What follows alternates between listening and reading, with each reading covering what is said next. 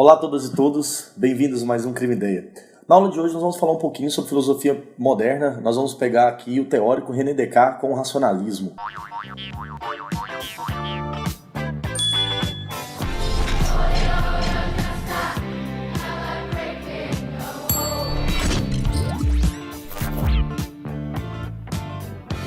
Bom, a priori é necessário destacarmos algumas questões sobre tempo, sobre principalmente o contexto histórico no que se passa essa discussão nossa, para ficar um pouquinho mais claro aqui, para ficar mais fácil para vocês.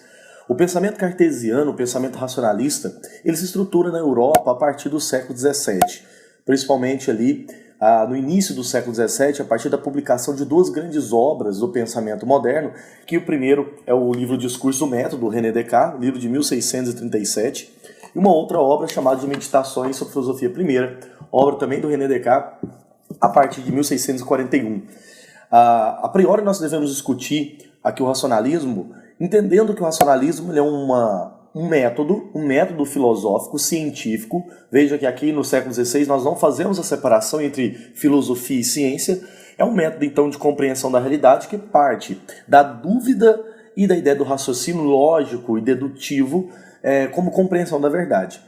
Por que motivo usar assim a dúvida então como um princípio tão central? No pensamento cartesiano há um princípio fundamental que é a ideia de que a dúvida radical, ou nas palavras do René Descartes, hiperbólica, ela possa ser considerada um princípio de chegar a um conhecimento sempre mais indubitável, um conhecimento muito mais certeiro. Por qual motivo? Pensemos bem que a partir do século XVI, século XV e XVI, nós temos na Europa um movimento cultural artístico chamado de Renascimento, que faz uma superação dos valores, do teocentrismo, das ideias então centradas no pensamento cristão, no pensamento inclusive de Tomás de Aquino, sobre a crença, por exemplo, de autoridade divina, sobre as ideias, por exemplo, que permeavam o século XIII e XIV europeu, da ideia de que a verdade ela vem do ponto de vista religioso. A partir de teóricos como Maquiavel, que nós já temos aula aqui no Crime Ideia, teóricos como Thomas More, por exemplo, e até mesmo René Descartes, e entre outros nós já trabalhamos aqui, nós vemos uma superação então desse pensamento, esse pensamento religioso. Então, o principal elemento da teoria cartesiana que nós vamos discutir aqui como primeiro momento é a ideia da dúvida metódica. O que seria dúvida metódica? A partir do René Descartes, ele vai discutir isso no livro Discurso do Método, que é necessário compreender que a dúvida é o princípio básico que gera uma superação dos valores que me parecem ser verdadeiros, mas, no entanto, são enganosos. Quando ele fala isso, a primeira parte do livro, ele se destina fundamentalmente a discutir como que é necessário, então, duvidar de maneira metódica, lembrando, não é qualquer tipo de dúvida, não é uma dúvida simples de não acreditar, ser cético em si, mas, na verdade, é uma dúvida fundamentada na ideia de que ela pode colocar tudo aquilo que me parece ser verdadeiro em análise. O que ele quer dizer com isso? Ele coloca, então, 4 elementos da dúvida metódica. Veja aqui na tela. O primeiro princípio, para René Descartes, é o que ele chamava, então, de princípio da evidência.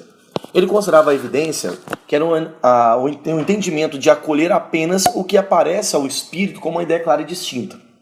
Então veja só, no pensamento cartesiano, a regra da evidência é negar tudo aquilo que eu tenha dúvida, tudo aquilo simplesmente que possa me parecer duvidoso, que possa me parecer então errôneo.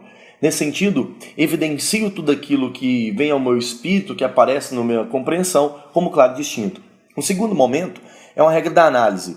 A divisão das dificuldades em parcelas menores para resolver por partes.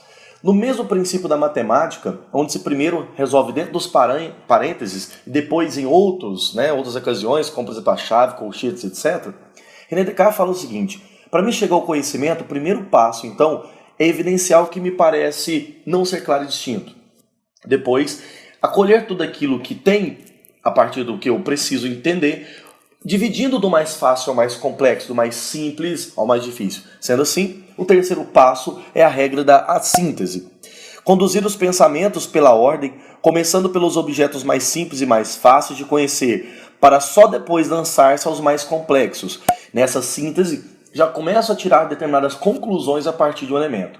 Veja, numa equação matemática simples, onde eu tenho o valor de x, já descobri o valor de x, mas não tenho o de y, isso já me dá uma seguinte ideia da síntese.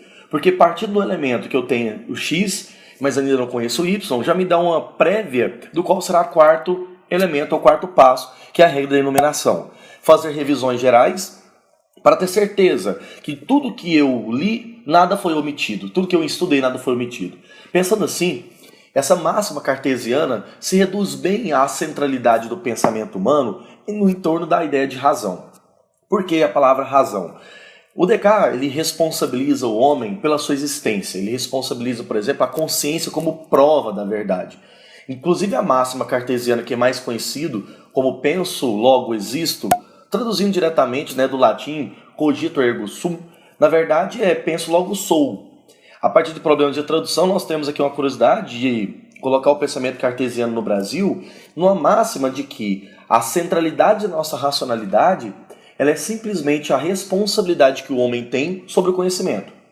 Por exemplo, quando eu digo penso, eu já, na própria afirmação do meu pensamento, já consigo dar elementos que eu existo. Como assim?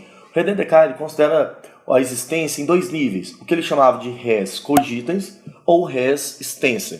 O que seria isso? Res cogitans, para ele, significa ser pensante. Então, o único animal que possa provar sua própria existência, que possa simplesmente chegar à conclusão de que ele existe, é o ser humano pela sua racionalidade. Logo, os outros animais, objetos, livros, etc., só podem existir como extensões do ser pensante. Então, por isso, é a res extensa, extensão do ser pensante. Nesse sentido, nós podemos chegar à seguinte conclusão. O pensamento cartesiano, ele não influenciou só o pensamento filosófico, mas todas as formas de ciência que nós temos como dedução, partindo do elemento da compreensão racional, através da lógica, chegando a conclusões científicas. É interessante que a matemática, a física e a filosofia são três áreas do conhecimento super devedoras do pensamento cartesiano. Por isso, para a gente encerrar nossa aula, vamos resolver uma questão que caiu no Enem, que trouxe René Descartes, lembrando que é um dos autores mais cobrados da história do Enem. A questão diz mais ou menos o seguinte. Texto 1. Há já algum tempo eu me apercebi de que, desde os meus primeiros anos, recebera muitas falsas opiniões como verdadeiras, e de que aquilo que depois eu fundei em princípios, tão mal assegurados, não podia ser senão muito duvidosos e incerto. Era necessário tentar seriamente, uma vez que em minha vida, desfazer-me de todas as opiniões a que até então dera crédito, e começar tudo a fim de perceber um saber firme e inabalável. Meditações concernentes à filosofia primeira do René Descartes. Texto 2. É o caráter radical do que se procura que exige a radicalização do próprio processo de busca. Se todo o espaço for ocupado pela dúvida, qualquer certeza que aparecer a partir daí terá sido de alguma forma gerada pela própria dúvida. E não será seguramente nenhuma daquelas que foram anteriormente varridas por nossa mesma ou por essa mesma dúvida. Bom, Descartes, a Metafísica da Modernidade, do autor Silva. Bom, vamos lá. A exposição e a análise do projeto cartesiano indicam que para viabilizar a reconstrução radical do conhecimento, deve-se a. Retomar o método da tradição para edificar a ciência com legitimidade. Bom, a palavra tradição aí, na verdade, é tudo aquilo que o René Descartes, durante todo o texto, criticou, né? Romper aquilo que me pareceu ser tão sólido, tão temporariamente, eu diria assim, eterno no pensamento. B. Questionar de forma ampla e profunda as antigas ideias e concepções. Bom, questionamento, dúvida, tudo isso está dentro do pensamento cartesiano, onde ele vai falar assim, aquelas antigas concepções do qual tinha, por exemplo, a prévia da existência de Deus. Deus, por existir simplesmente, entra no crivo cartesiano. Ele, inclusive, super religioso, vai dizer que Deus é provável do ponto de vista simplesmente dedutivo, logicamente. O mundo é complexo, o ser humano é imperfeito. Só um ser complexo pode ter feito o mundo. C. Investigar os conteúdos da consciência dos homens menos esclarecidos. Bom, René Descartes não está classificando o mundo entre homens esclarecidos ou menos esclarecidos, onde ele diz que a ideia de razão é universal. D. Buscar uma via para eliminar da memória saberes antigos e ultrapassados. Veja, eliminar da memória. O que ele quer é superar, é conseguir distinguir aquilo que é verdadeiro ou falso, e não eliminação. Letra E. Encontrar ideias e pensamentos evidentes que dispensam ser questionados. Na verdade, o questionamento é a base central do pensamento cartesiano. Bom, vimos então a importância do pensamento cartesiano. Numa próxima aula iremos falar sobre empirismo britânico, que é o contraponto ao pensamento racionalista cartesiano. Muito obrigado, um abraço, até a próxima.